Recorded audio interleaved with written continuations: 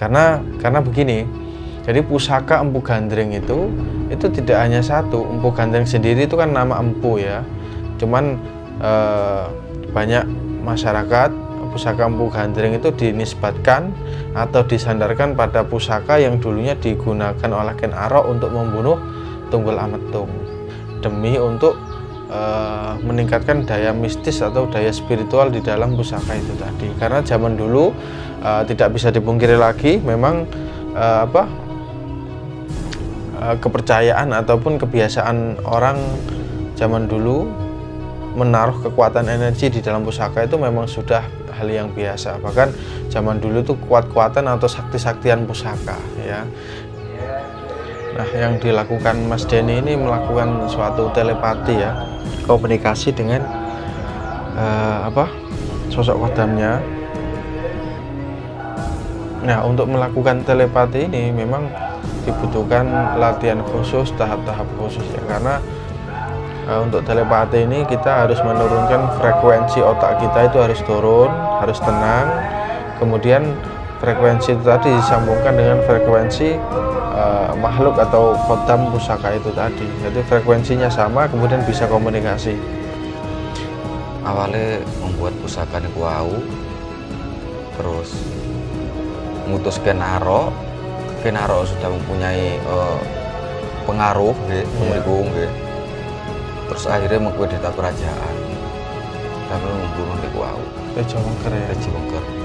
Dengan pusaka itu tadi ya. Terus sekarang pusakanya di mana? Wis kependem ning balik ning Gunung Arjuna, panggone ana ing sumber sing enek sing Gunung Arjuna sing enek sumbere.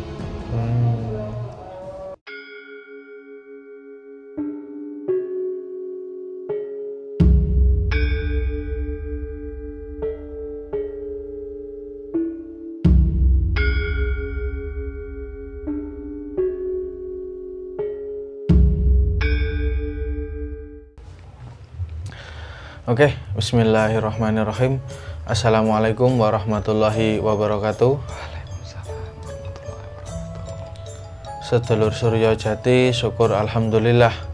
Kali ini kami akan mencoba melakukan menayuh suatu isoteri pusaka, yakni pusaka yang sudah pernah ditayuh di video sebelumnya, yakni pusaka karya Empu Gandring. Masya Allah, karena ini sesuatu yang sangat luar biasa. Oleh sebab itu saya pribadi ingin mereview satu benda ini lebih diulas lagi, lebih diperdalam dan diperbanyak lagi sejarah maupun cerita tentang Empu Gandring ya. Karena begini, jadi pusaka Empu Gandring itu tidak hanya satu. Empu Gandring sendiri itu kan nama empu ya, cuman banyak masyarakat pusaka Empu Gandring itu dinisbatkan atau disandarkan pada pusaka yang dulunya digunakan oleh Ken Arok untuk membunuh Tunggul Ametung. Nah, sebenarnya Empu Gandring sebelum itu juga sudah membuat karya-karya pusaka. Jadi karya beliau tidak hanya ada satu itu saja, melainkan sudah ada beberapa yang menyebar.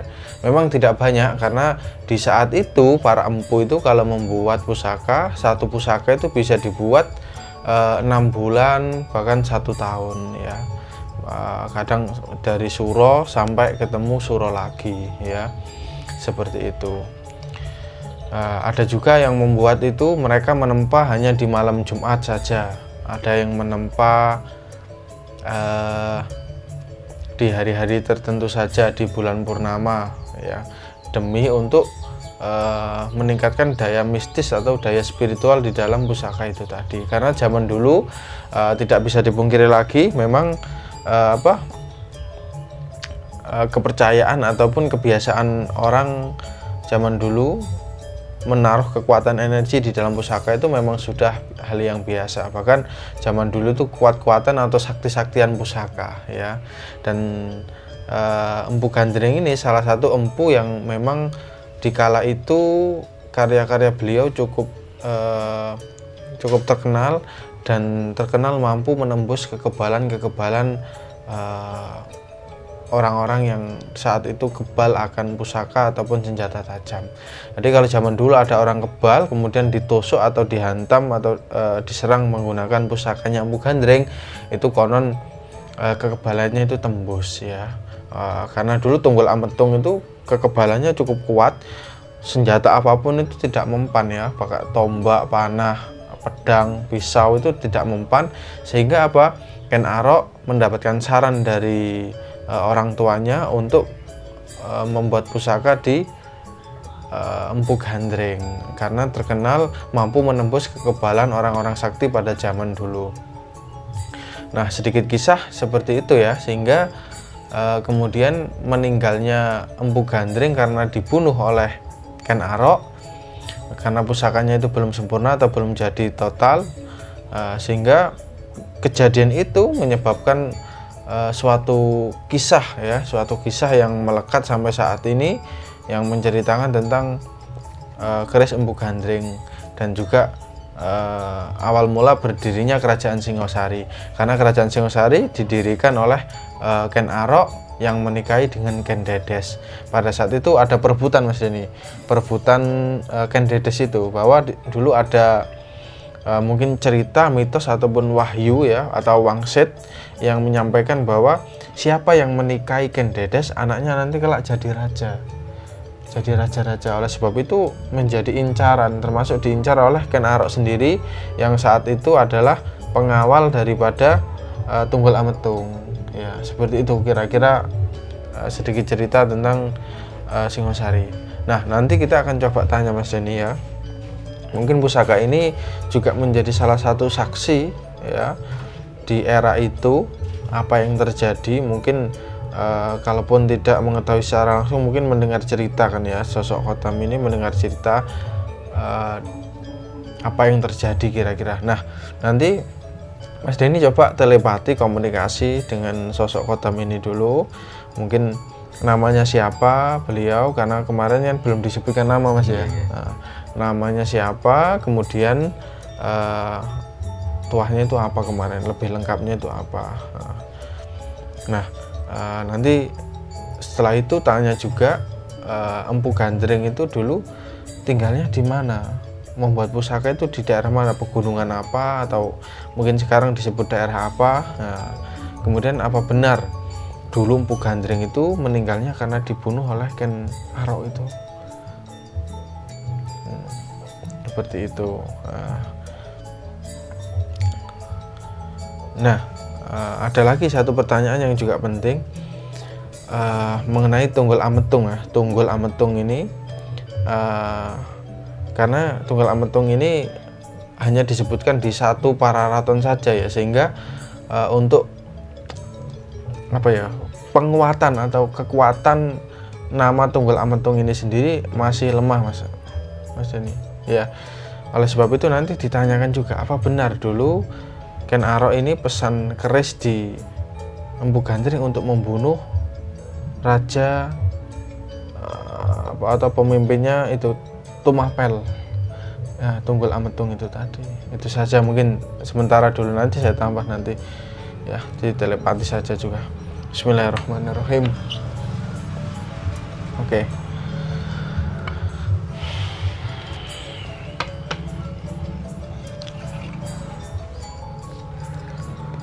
Langsung mana Mas? Iya, langsung ke pusakanya ini dulu.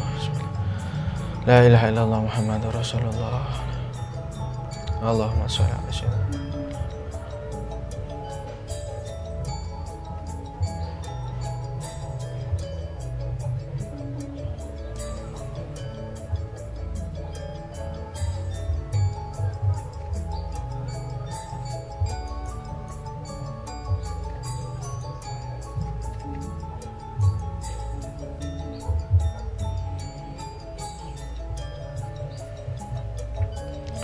Ini kalau saya lihat itu sosoknya hampir seperti itu, hampir seperti Siliwangi tapi yang di TV-TV itu ya. Di film Kian Santang itu hampir seperti itu. Dia memakai mahkota itu, rambutnya tapi digulung agak putih dikit, agak hitam sama putih lah, tidak terlalu tua, masih gagah, kemudian ada jenggot tipis dan kumis tipis ya.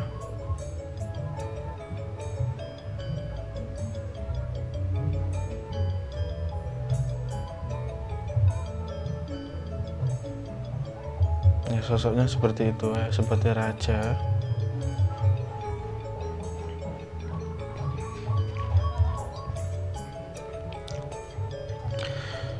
Energinya memang cukup kuat ini ya, energinya cukup kuat.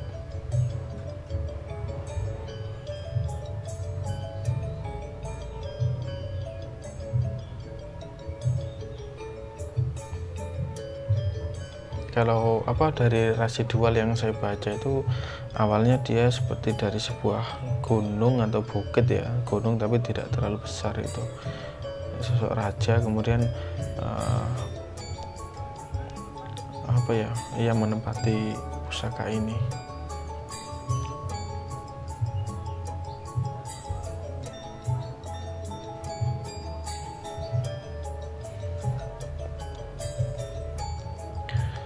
Ya, kalau saya lihat ada satu sosok gaib yang kuat, seperti Sang Hyang ya, seperti Sang Hyang itu yang mengutus dia atau memerintahkan dia untuk memasuki pusaka ini. Jadi zaman dulu para empu itu kalau membuat pusaka itu, pusakanya itu selain ditempa itu mereka juga dibacakan doa, ada mantra atau ada aji-aji yang sengaja dimasukkan atau diisikan ke dalam pusaka. Nah, kemudian selain aji-aji ini, mereka juga bersemedi biasanya menghadap atau menemui sosok Sang Hyang ya, yang ada di sekitaran mereka ataupun ada di tanah Jawa ini. Nah, biasanya yang paling banyak kalau di Jawa Timur ini mereka menghadap ke satu itu Sang Hyang Agni ya, yang ada di Gunung Arjuna, kemudian Sang Hyang yang ada di Gunung Bromo, dan yang ketiga Sang Hyang yang ada di Laut Selatan ya, Sang Hyang Baruna.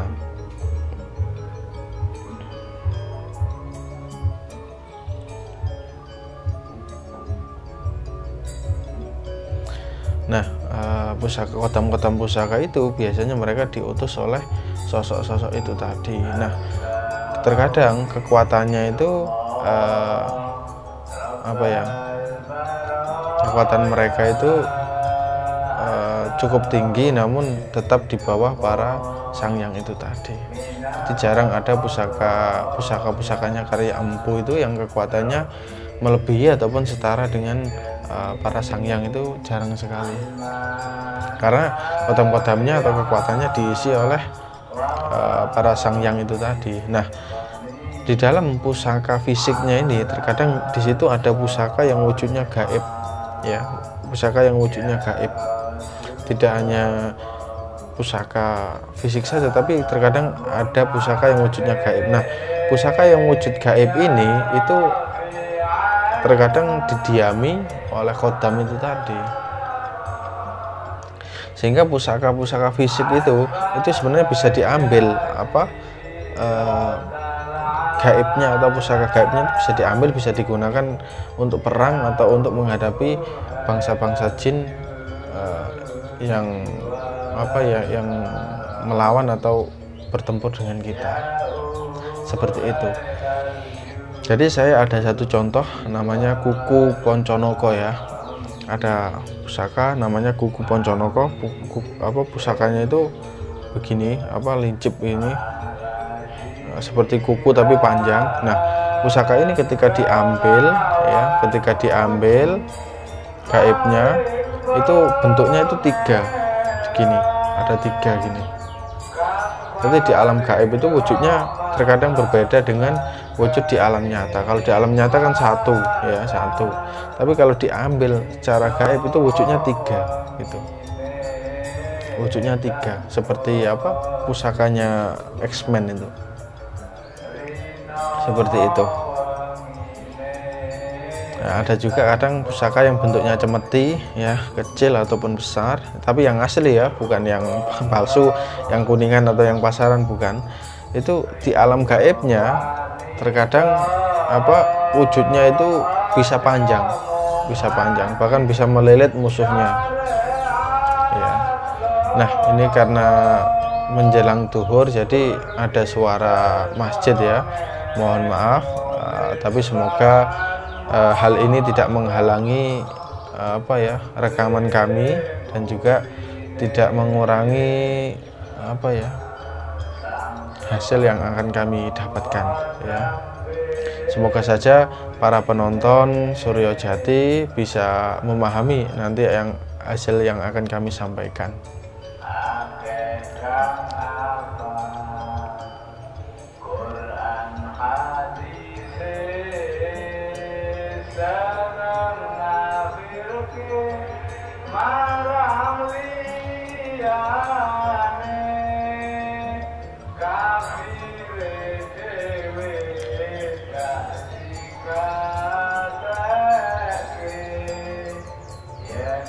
Nah, yang dilakukan Mas Denny ini melakukan suatu telepati ya, komunikasi dengan sosok kodamnya.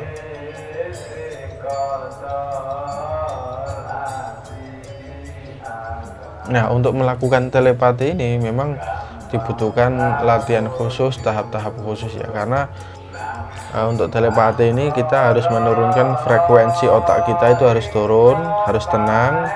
Kemudian frekuensi itu tadi disambungkan dengan frekuensi makhluk atau kodam pusaka itu tadi. Jadi frekuensinya sama, kemudian bisa komunikasi.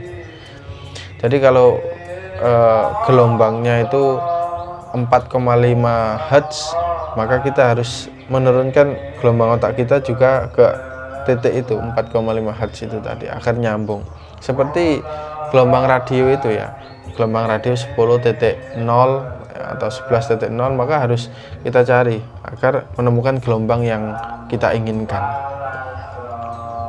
Nah, semakin tinggi level gaib, semakin tinggi level makhluk gaib, maka semakin rendah pula frekuensi yang harus kita turunkan. Seperti itu. Jadi semakin tinggi levelnya itu, semakin halus, maka frekuensinya semakin halus, ya, semakin harus direndahkan sekali. Nah, kelebihannya Mas Denny ini, dia mampu menurunkan frekuensi otaknya itu dengan cepat, ya. Berbeda dengan orang-orang biasa, ya, itu mereka cukup lama untuk menurunkan frekuensi. Jadi untuk menangkap sinyal-sinyal atau komunikasi dengan makhluk gaib itu terkadang mereka susah nangkap karena frekuensinya belum sampai, kadang terputus-putus ya, dan lebih banyak lagi mereka yang melakukan komunikasi itu, mereka paling banyak itu berhalusinasi ya, ataupun alam bawah sadar mereka yang membuat gambaran atau membuat suara itu tadi. Jadi bukan real, bukan asli komunikasi dengan sosok kodamnya itu tadi. Jadi banyak sekali ya orang-orang di luar sana itu, mereka melihat kodam itu dari hasil halusinasi mereka, dari hasil alam pikiran mereka atau alam imajinasi mereka.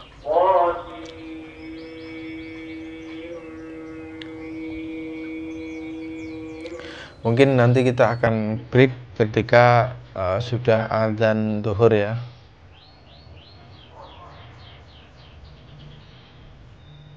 Kita lanjut setelah adzan zuhur. Allahumma shalli ala sayyidina Muhammad wa ala alihi wa sahbihi wasallam ajma'in.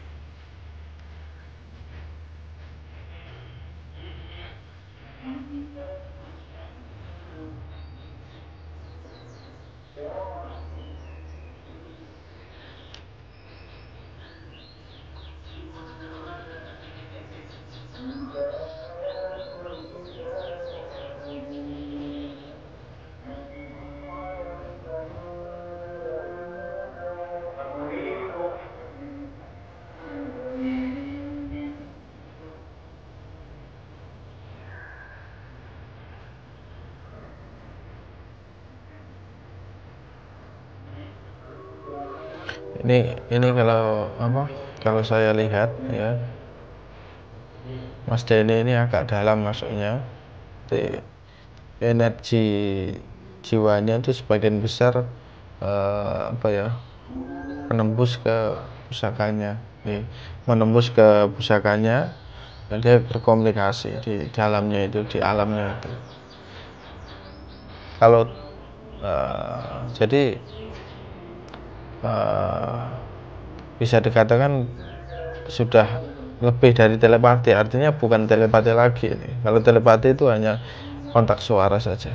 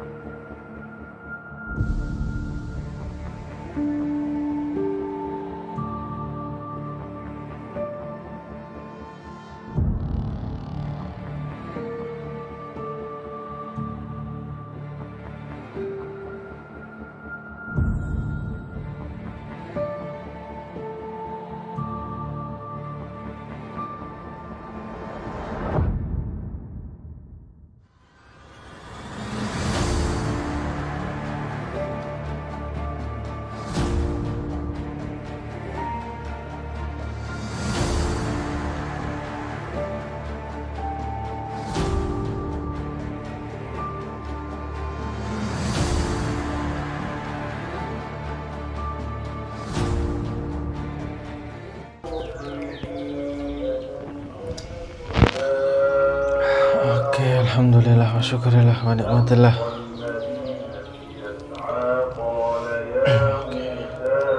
Bentar ya, Mas. Dinormalkan dulu energinya, baca bismil sama sholawat 3 kali.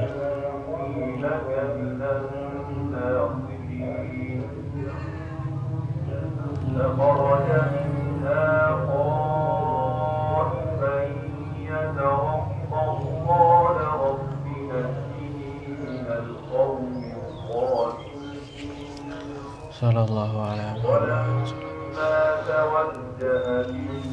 Oke, alhamdulillah. Tadi kalau saya lihat Mas Denny, kok nggak telepati? Enggak, Mas. Tetap. Kalau lihat tadi, Flashback, Mas. Tetap suwe, Mas. iya. Agak susah tadi, Mas, telepati, Mas. Oh, nggak sih. Jadi masuk tadi ya? Iya. Tadi saya lihat memang masuk energinya. Jadi kan bagaimana terus? Kodame guys niki kodame namanya Bimo Srono. Bimo Srono. Iya. Asalnya saking Gunung Arjuna. Nggih. Asalnya saking Gunung Arjuna. Mantune ku saderenge dimiliki bangsawan Kerajaan Tumapel. Oh niki Nggih. dulunya ya dimiliki bangsawan Kerajaan Tumapel. Terus napa jenenge? Kegunaane wau terus kegunaane damel penjagaan, damel keselamatan kanggo wong sing duwe pengaruh gede. Jadi orang-orang yang apa berwibawa lah ya, butuh karisma, butuh wibawa atau mempengaruhi orang lain lah, mandor seperti itu ya, atau RT, RW, Pak Lurah, Camat. Oke. Kalau sekarang gitu, Mas. Hah? Kalau sekarang begitu, Mas. Iya, kalau dulu Demang, Mas. Oh, Demang gitu. Iya, kalau dulu dipegang Demang. Kalau sekarang Pak Camat mungkin Demang itu. Terus cerita tentang Empu Gandring tadi. Iya. Tadi cerita tentang Empu Gandring bahwa Empu Gandring dibunuh ketika membuat pusaka belum selesai. Yang menyuruh membuat adalah Tejo Wengker. Tejo Wengker yang membuat pusaka itu. Yang menyuruh membuat pusaka Tejo Wengker.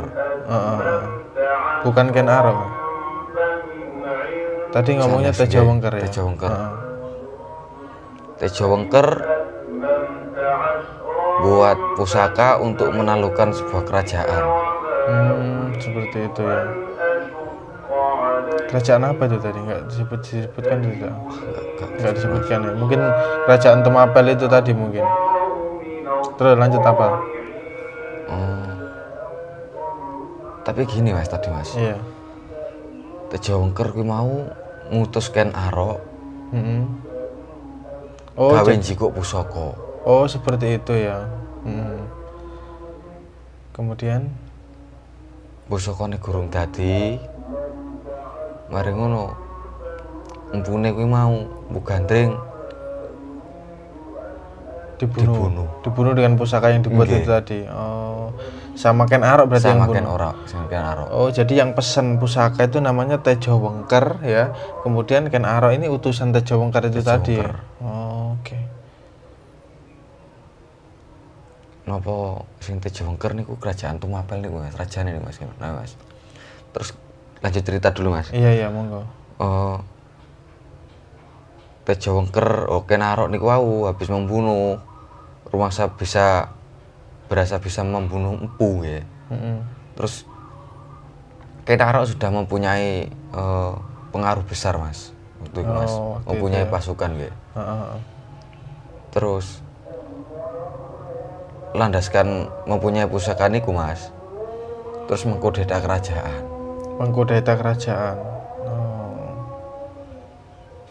Iya.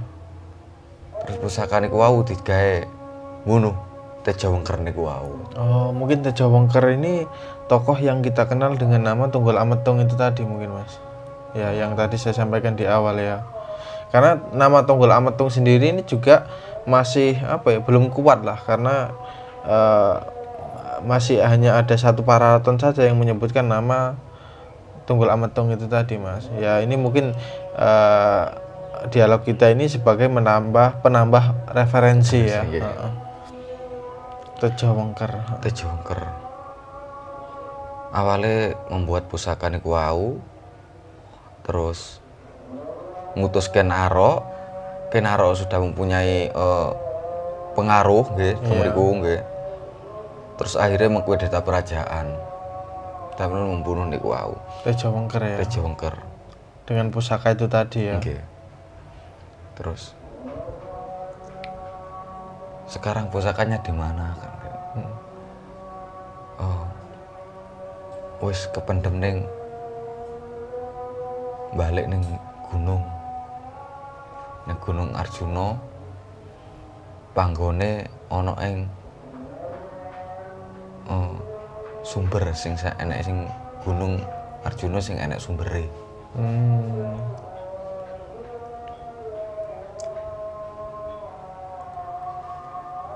Arjuna enek sumbere teng.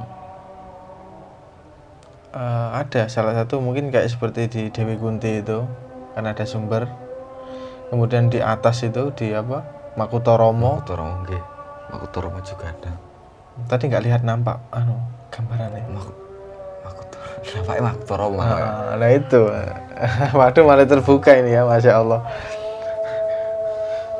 Saya dulu pernah tahu, pernah ada yang menceritakan di situ waktu saya waktu kita ke Makutoromo itu. Okay. Nah itu ada cerita sebenarnya, ada cerita. Ya, gue tak kayak iki, tapi aja irita sapa-sapa ya. Terus tak kayak nambako itu. Okay. Ya, itu waktu itu ya. Masya Allah. Jadi dulu dikasih oleh-oleh, tapi dengan syarat tutup mulut, artinya jangan dibuka, ngono. Cuman sampai itu kan aku nggak pernah cerita Mas, meskipun dek sampai dek lain-lain nggak pernah cerita, karena hal juga tidak terlalu juga sebenarnya.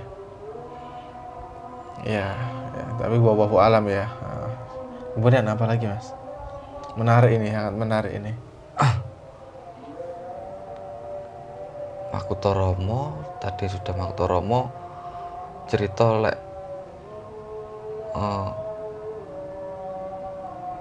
Empu Gandring asale saka Kediri. Oh, dari Kediri dia malah ya.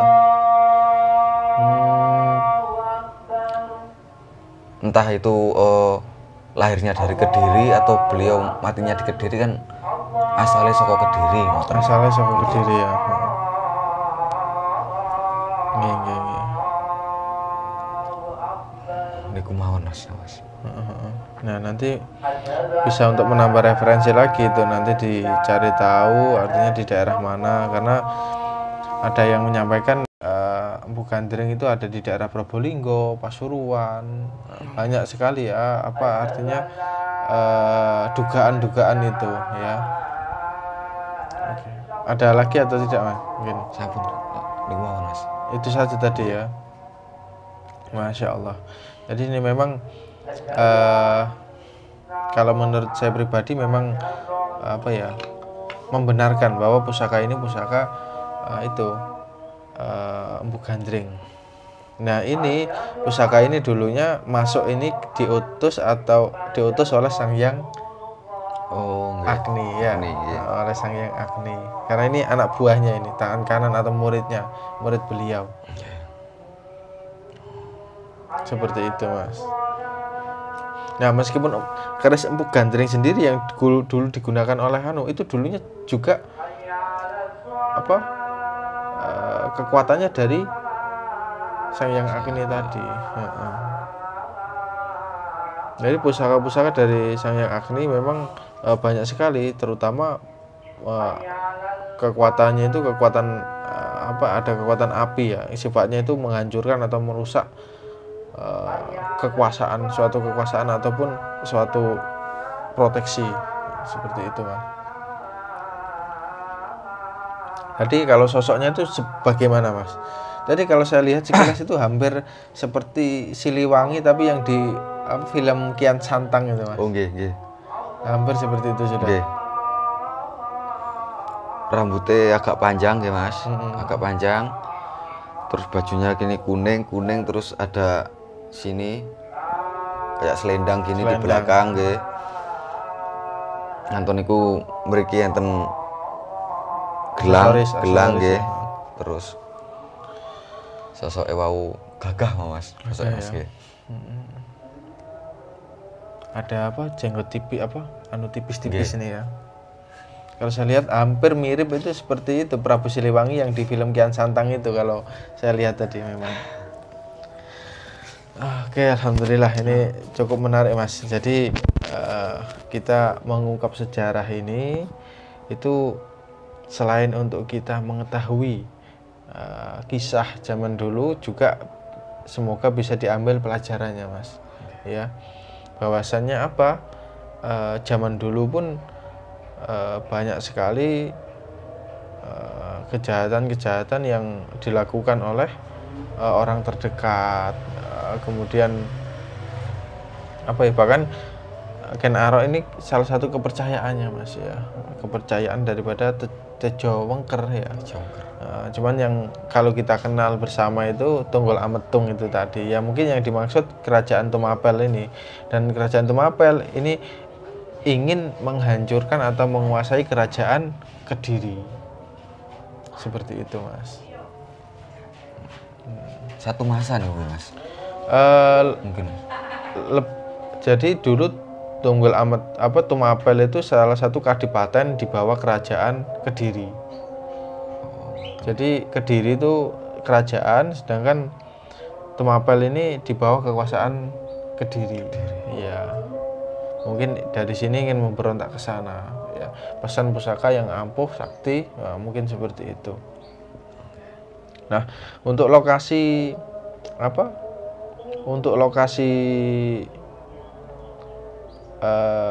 Empu Gandring sendiri ini memang saya pribadi juga cukup terkejut ya, karena lokasinya berada di Kediri. Asalnya tadi ya, asalnya dari Kediri. Okay. Cuman kalau cerita dari beberapa orang itu yang pernah saya tangkap, ada yang menyampaikan di Blumbangan daerah Probolinggo, daerah Pasuruan, daerah Malang sendiri, seperti itu Mas. Banyak sekali memang versinya ya. Oke, ini tadi kita menerabas adzan ini ya, karena cukup menarik. Jadi kalau ingin saya potong tadi rasanya kok anu tadi nanti jadi apa? Jadi nggak pas nanti ya. Oke, alhamdulillah. Ada pertanyaan Mas Denny? Ngoten Mas. Apa? Apa jenenge?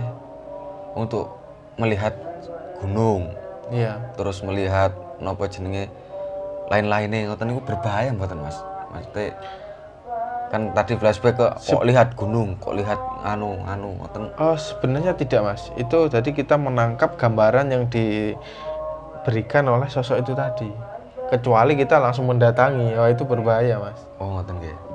Energi kita langsung diarahkan, wah itu berbahaya. Jadi kalau sampean lihat flashback lihat gunung, lihat gunung pun sampean nggak akan lihat sosok-sosoknya itu. Yang ada di situ kan banyak tuh. Oh, nggak akan nampak kan ya. Paling lah lihat apa bentuknya saja, apa topik yang dibicarakan, misalnya keris, nanti kerisnya di mana, sudutnya di mana, tempatnya di mana pun tahu nanti aman. Itu lihat teman, posisinya di mana itu lihat aman. Gak jelas Mas. Nggak jelas ya. Oke. Auranya tadi nggak nampak, auranya Nggak nampak. Nggak nampak ya. Kalau auranya ini sendiri, ini merah biru terang Mas. merah biru terang, birunya yang terang ya. Oke. Memang ini bisa untuk anu juga apa? Untuk serangan juga memang. Tidak hanya untuk bertahan proteksi saja tidak. Belum muslim tapi ya. Belum muslim. Oke.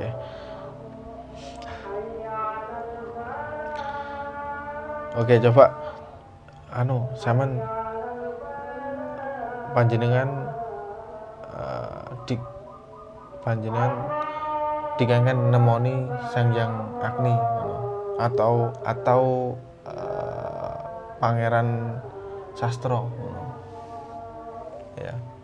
Seperti itu saja, wes. Ya.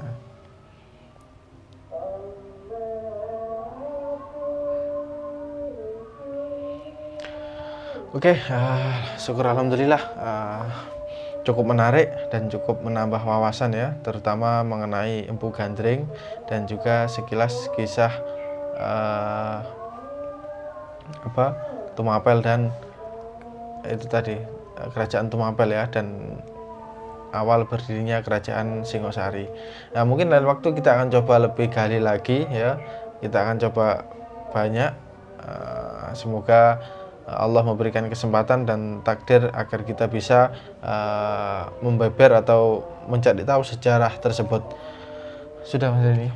Oke, alhamdulillah. Semoga di Islamno sama Sanghyang Agni ataupun Pangeran Sastro. Oke, alhamdulillah. Apabila ada salah kata, salah ucap ataupun salah penyebutan nama yang kami sampaikan, mohon maaf ya, karena keterbatasan ilmu kami, keterbatasan